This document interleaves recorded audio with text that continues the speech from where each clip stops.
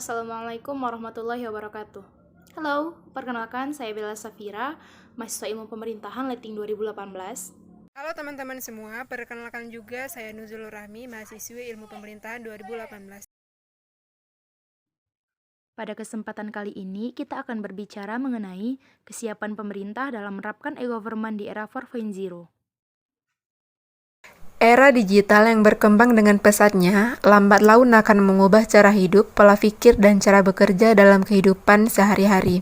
Bahkan dalam tata kelola pemerintahan, penerapan e-government juga upaya untuk menyosong era revolusi industri 4.0 yang sangat berpengaruh pada sendi kehidupan manusia.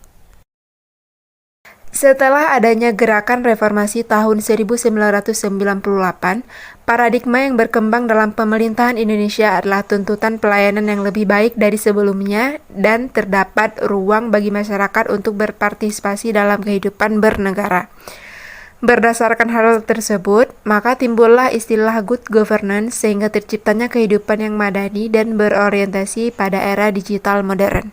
Menurut World Bank, dalam Renya Wijoyo Muindro tahun 2010 mendefinisikan good governance adalah the way statement is used in managing and social research for the development of society. Kutipan di atas dapat diartikan bahwa good governance lebih menekankan pada cara pemerintah mengelola berbagai sumber daya sosial dan ekonomi untuk pembangunan dan pengembangan sesuai kebutuhan masyarakat. E-government merupakan suatu sistem teknologi informasi yang dikembangkan oleh pemerintah untuk meningkatkan pelayanan publik dengan memberikan pilihan kepada masyarakat untuk mendapatkan kemudahan akses informasi publik. Penerapan dan realisasi e-government di Indonesia mengalami tantangan sejak adanya pertumbuhan era industri 4.0. Salah satu kendala dalam penerapan e-government adalah tidak seimbangnya perkembangan teknologi yang begitu pesat dengan sumber daya pemerintah dan manusia yang tersedia. Menurut Indrajit, ada 3 hal yang melatar belakangi perkembangan e-government. Yang pertama, era globalisasi yang datang lebih cepat dari yang diperkirakan telah membuat isu-isu yang terjadi di dunia global mudah diakses oleh masyarakat, sehingga tuntutan masyarakat terhadap kinerja pemerintah pun semakin tinggi. Yang kedua, kemajuan teknologi informasi atau komputer dan telekomunikasi terjadi sedemikian pesatnya, sehingga data, informasi, dan pengetahuan dapat diciptakan dengan teramat sangat cepat dan dapat segera disebarkan ke seluruh lapisan masyarakat di berbagai belahan dunia dalam hitungan detik. Yang ketiga, meningkatkan kualitas kehidupan masyarakat di dunia tidak terlepas dari sedemikian membaiknya kinerja industri swasta dalam melakukan kegiatan ekonominya. Kedekatan antara masyarakat sebagai pelanggan dengan pelaku ekonomi atau pedagang, investor, perusahaan, dan lain-lain telah membuat terbentuknya sebuah standar pelayanan yang semakin membaik dari waktu ke waktu. Percepatan peningkatan kinerja di sektor swasta ini tidak diikuti dengan percepatan yang sama di sektor publik, sehingga masyarakat dapat melihat adanya kepincangan dalam standar kualitas pemberian layanan. Dan terkadang sektor swasta lebih dipilih masyarakat dalam hal pelayanan dibandingkan sektor pemerintah.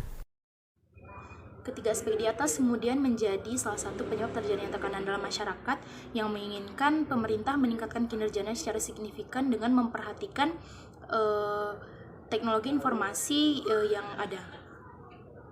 Inisiasi pemerintah elektronik ataupun e-government kemudian masih terus dikembangkan untuk menjawab tantangan tersebut oleh pemerintah sendiri. Penggunaan teknologi di dalam pemerintahan dapat dilihat dalam 2 sudut pandang. Yang pertama adalah sudut pandang positif dan kedua adalah sudut pandang tantangan. Sudut pandang positif di sini yang dimaksud adalah kinerja pemerintah lebih terbantu dengan adanya keterlibatan teknologi dalam pemerintahan. Kinerja mereka lebih efektif dan lebih efisien dalam melayani masyarakat maupun dalam pekerjaan lainnya. Yang kedua adalah sudut pandang tantangan. Sudut pandang tantangan ini dimaknai sebagai tantangan yang dihadapi oleh pemerintah ketika sudah melibatkan teknologi dalam mengelola pemerintahan. Keterlibatan teknologi dalam pemerintahan menjadikan peretasan data memiliki peluang untuk terjadi. Karena jika tantangan tersebut tidak dilihat secara serius oleh pemerintah, maka akan berakibat fatal terhadap keamanan data penduduk dan juga tingkat kepercayaan masyarakat terhadap pemerintah juga akan menurun ketika kasus-kasus terkait kebocoran data itu terjadi. Seperti yang terjadi beberapa waktu ke belakang. Kebocoran data diduga terjadi akibat kelalaian operator penyimpan data dari pihak BPJS. Nah, kendati pun kebocoran data ini tidak terjadi dalam ranah big data ataupun data besar seperti data kependudukan, akan tetapi hal ini dapat merugikan masyarakat. Terlebihnya, masyarakat akan lebih rentan terkena pemalsuan data maupun hal yang lainnya. Pemerhati keamanan dan cyber sekaligus Staff Engagement and Learning Specialist di Engage Media, Yeriniko menyatakan bahwa data yang bocor itu mulai dari nama hingga gaji, yang mana hal itu cukup bersifat pribadi.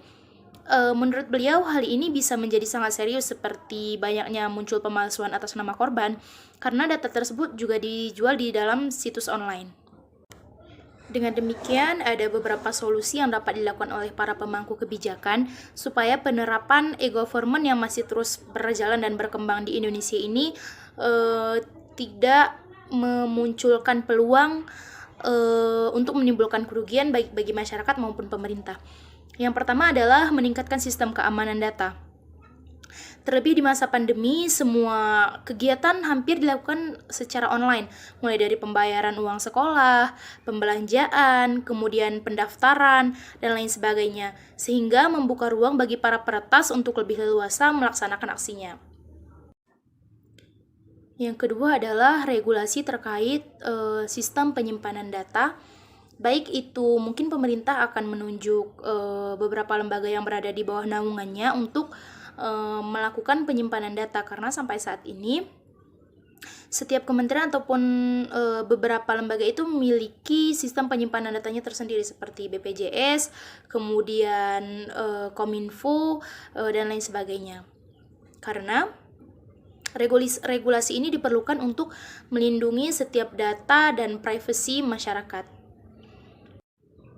Selanjutnya adalah merubah mindset aparatur pemerintah menjadi disruptive mindset. Karena selama ini banyak lembaga pemerintah mengidentikan implementasi e-government hanya sekedar membuat situs web pemerintah daerah saja. Karena itu perlu kiat untuk merubah mindset tersebut. Sebagaimana yang dikemukakan oleh Jasmine Eskenzi, disruptive mindset is mindset for the future. Hal ini dapat dicapai dengan pembentukan karakter dan etos kerja yang baik bagi sumber daya manusia aparatur pemerintahan. Selain itu, kesiapan pemerintah dalam merekrut setiap jajarannya yang pandai dan lihai dalam mengelola IT juga sangat diperlukan agar hal ini terhindar dari penggunaan jasa di luar aparatur pemerintahan yang sering disebut dengan outsourcing. Karena ketika pemerintah menggunakan jasa dari pihak luar ataupun pihak swasta, hal ini juga dapat menimbulkan satu kerugian, di mana salah satunya adalah kebocoran data juga.